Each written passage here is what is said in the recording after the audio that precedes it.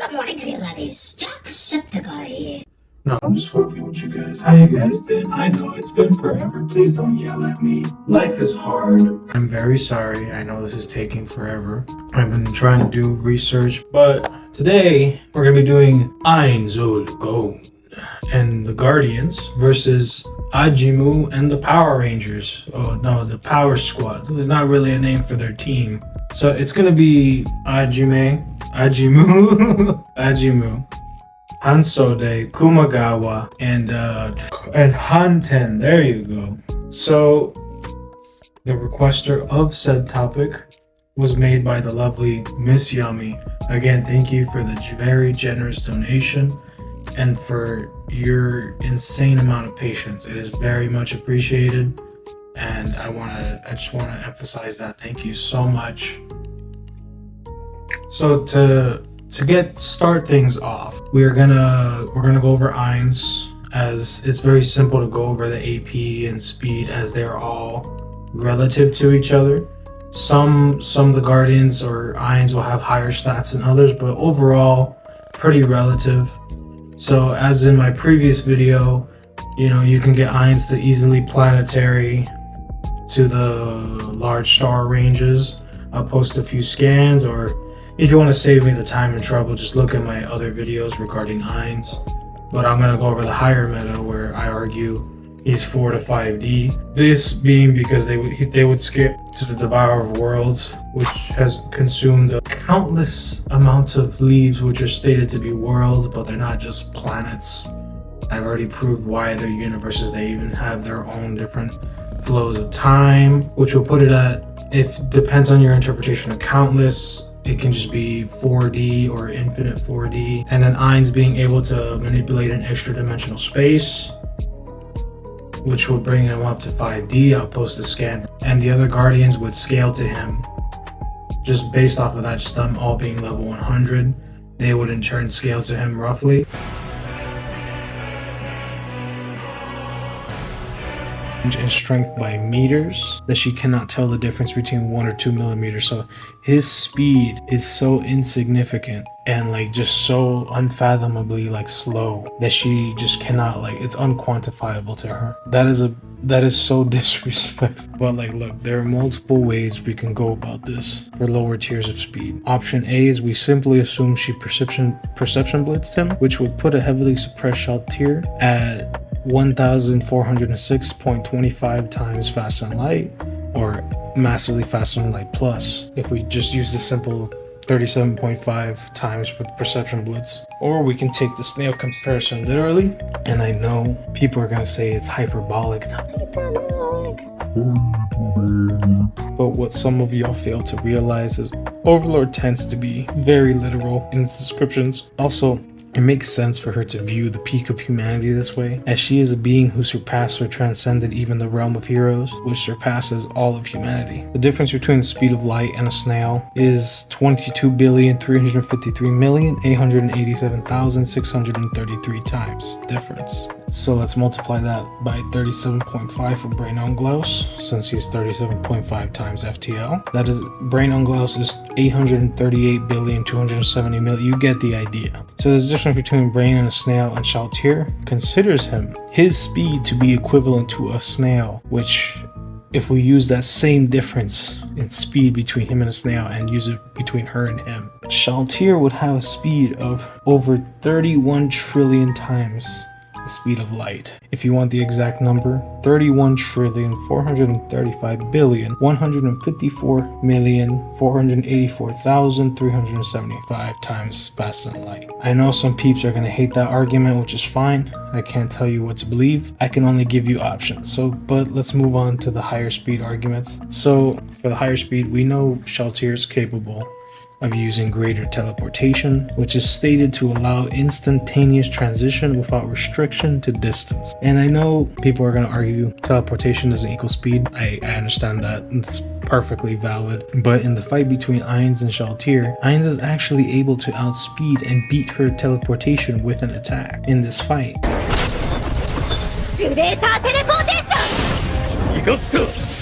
I had someone argue that he simply precog the attack where she would move, which isn't a bad argument as Ainz is an excellent tactician, but the problem is how would he precog teleportation that has zero limitation on distance? I could see the argument working if she tried teleporting behind him or near him to attack like she previously tried where he laid traps for such a scenario. We also have the feat of Ainz moving and talking through reverse time. This can be argued to be a bit iffy. It could be argued that he simply has time resistance, but the only instance of Ainz mentioning resistance to time is time stop. But again, it's worth mentioning as Ainz was able to perceive Shalltear reversing time, or rather the reason I argue this is Shalltear rewinded time on herself to heal, but also it rewinded the damage to reality as Ainz attack severed or cleaved through the fabric of space, and it was reversed to the point as if the attack never happened, and Ainz was able to perceive this and still react. So in conclusion, for speed, we have multiple options. Option A is the lowest of the low, where you can get her to 1406.25 times faster than light, or for Ainz, higher, since you would arguably be on par if not greater than Shalltear. Option B, 31 trillion and extra times faster than light, or C, for him outspeeding instantaneous teleportation, infinite speed, or D, if you want to take the him moving through reverse time as an actual argument, it would be beyond infinite to a form of immeasurable speed. But again, options are completely yours. I am the most confident in option C as he is blatantly outspeeding her teleportation, because I understand the whole him moving through reverse time can be argued as a time resistance feat, which is perfectly valid, but the infinite speed for him outspeeding teleportation is still there, and even if not, 31 trillion times faster than light.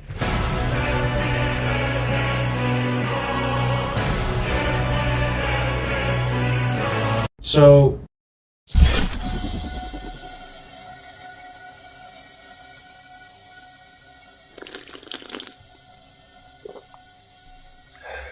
to just basically explain the whole ajimu side of things, I think I'll just have Mr. Crafty explain it because it just saves me the trouble.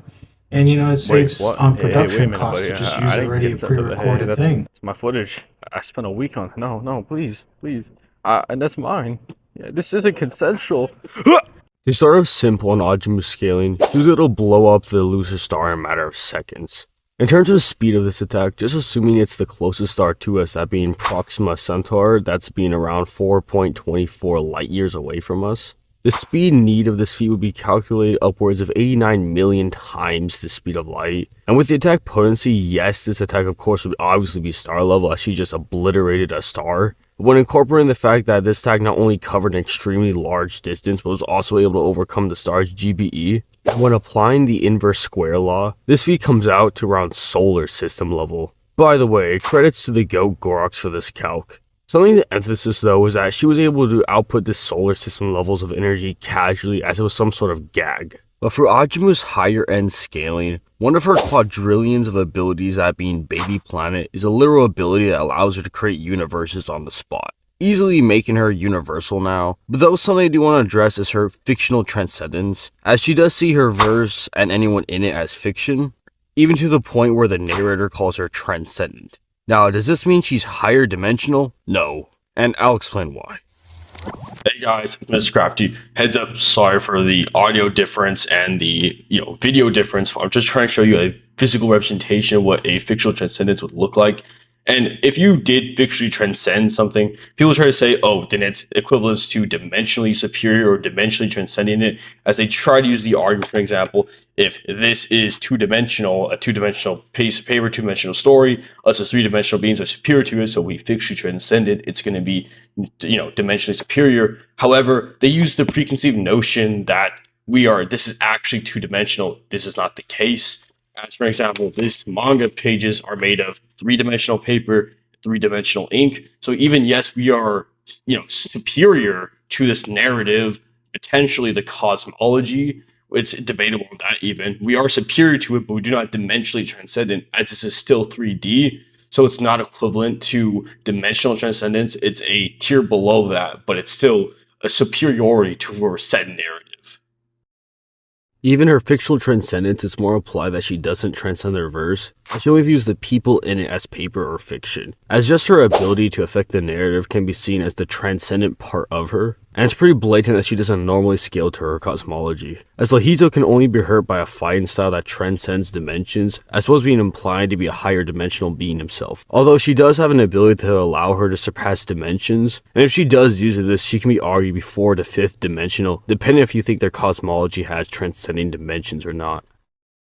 Okay bro, look at these abilities. I'm not reading all of them. I'm not editing all of this. Just wait for the conclusions. Alright, thank you. So now that we got speed cooked, we're gonna get into hacks. And you know, if you guys recall from my last video how long the hacks portion was, sorry to tell you guys, you're gonna have to watch it again so you can know Ainz's abilities. So I'm just gonna play it for you.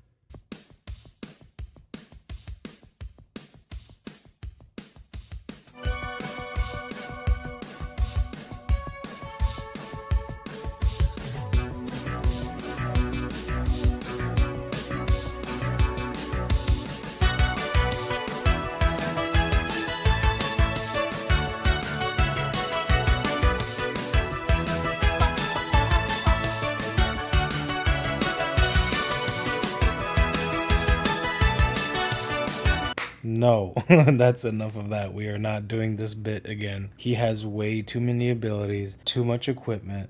Obviously nowhere near as much as Ajimu, but oh my god. And then to have to go over the other guardians.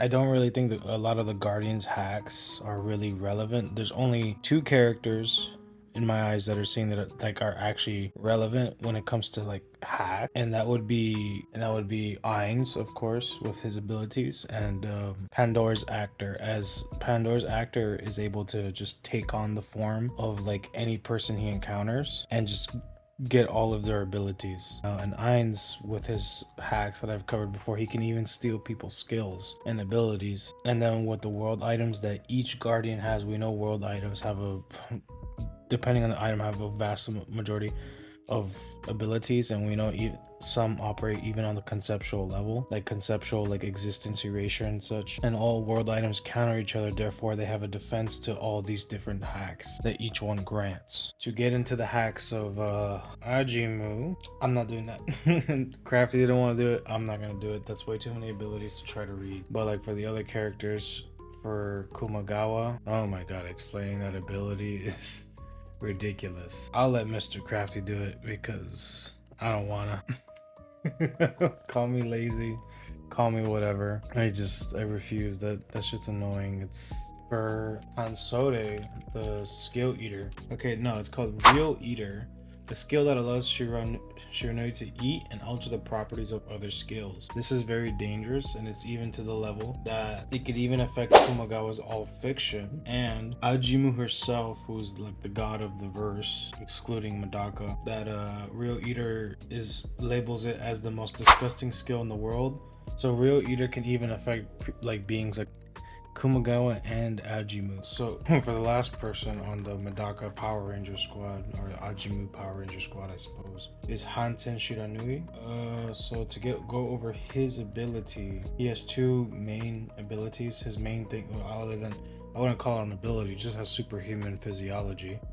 And his main ability is skill creation. Hanten is the not equal that possesses the skill that makes skills. He can make any skill and create as many copies as he wants. So that its history is irrelevant. So he can just create skills to like his whim, whatever he wants. He can just start making up random bullshit. That sounds like really handy in the battle. Now to get into the conclusion on what I think happens. So thanks to Mr. Crafty Scales, like his new update to the video, the fight is a lot more even playing field, where now Ajimu's like, and like the squad are arguably only 4D, possibly up to 5D. The same can be argued for Ainz and the Guardians, so that it would just be even playing field. Hello everyone, Markiplier.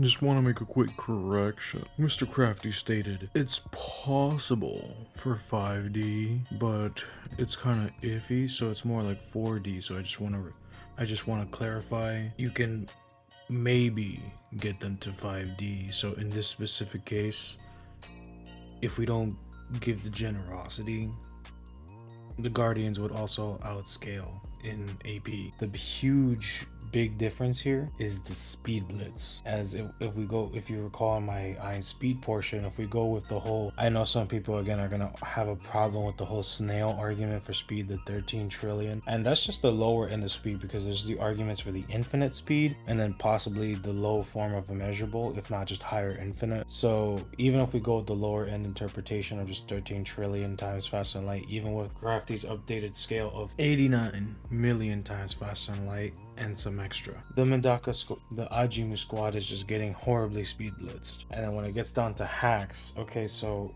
the thing with Hansode's skill eater, or reality eater, is able to change the properties of skills, or outright just, you could argue that would work on like the Guardians and Ainz deleting their skills. But the problem is there's a clear one thing I could say is there's a clear distinction between like magic and spells and skills within Overlord. So it's kind of weird to, even with versus battle like equalization, or like standard battle assumptions versus equalization, it's kind of hard to argue that like skills are the same thing as spells when there's a differentiation from skills and spells within Overlord itself. But even if you were to argue this, here comes the crux of the problem. So Pandora's actor, his ability that I mentioned, that allows him to take on the form of like different like people he encounters or like that he sees. I can bring up the specifics now. So Pandora's actor's main ability is transformation. As a higher tier doppelganger, he has the ability to transform into characters or new world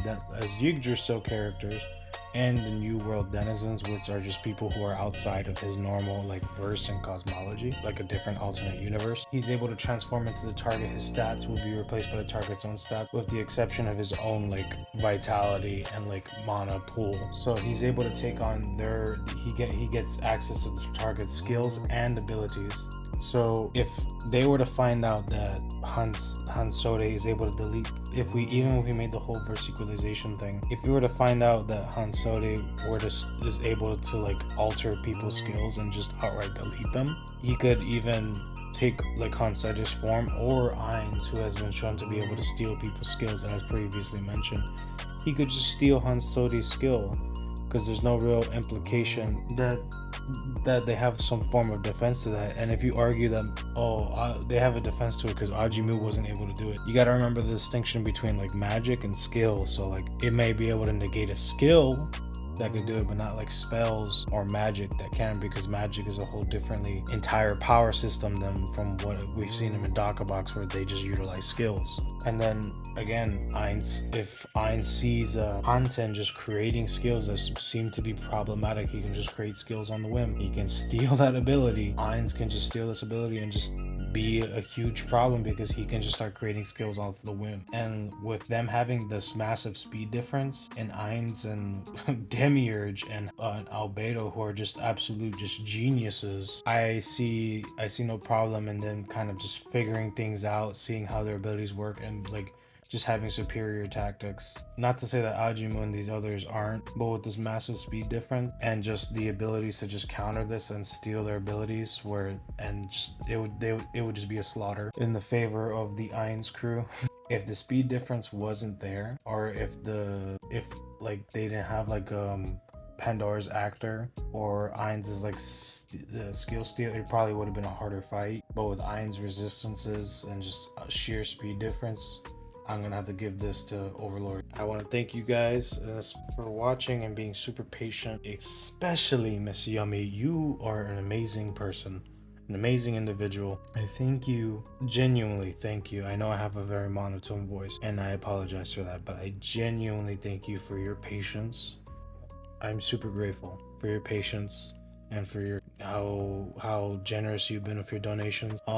And thank you for watching. So alright guys, thank you, appreciate it. Look forward to more content. It's probably gonna be at a nowhere near as bad as this video's pace was with getting this thing out, but like I'm gonna be a little bit more lax on like uploads. It'll be better than this, but you know, yeah, whatever. I don't even know what to say. I'm just being weird. All right, thanks for watching. Fuck off.